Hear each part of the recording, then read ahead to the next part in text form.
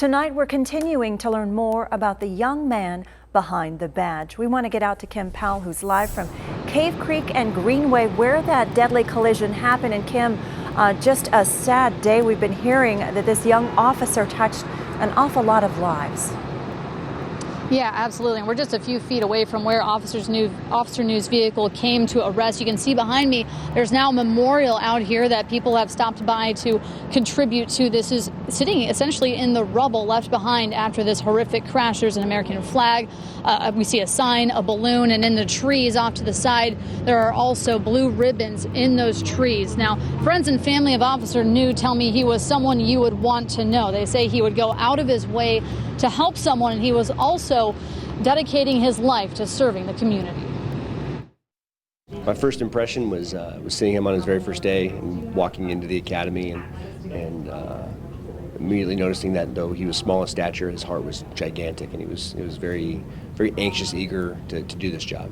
Sergeant James Bird was Officer Ginarro New's training officer in the academy and saw him change from an eager recruit to someone proud to wear a badge.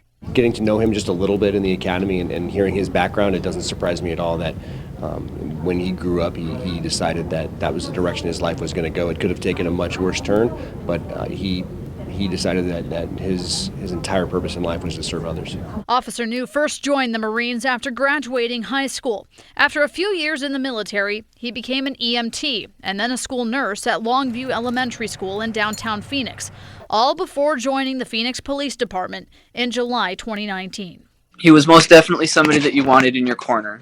Christian Carenti says he grew up with New in Coolidge and their families were close. They lived just around the block on the same street. We'd go over there, hang out all the time. We'd walk to school together and whatnot. He says even at a young age, New was a leader.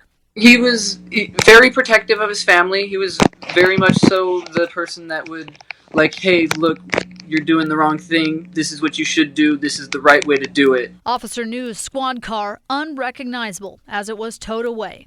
The driver who hit him also died at the scene. And his brothers and sisters in blue now planning the funeral of this 27-year-old officer. Getting this news is tragic. It's horrible, but we put the badge back on and go back to work. His squad is going to get some time to grieve, but the 911 calls don't go unanswered, so somebody's going to have to be there to do that. So it's tough. We have to be able to handle that emotionally. Yeah. Now, I spoke with Officer New's father on the phone today. He said he didn't waste a second in joining the military after high school. He also says that Officer New was a happy, loving man who loved what he did. Reporting live tonight, I'm Kim Powell for Arizona's Family.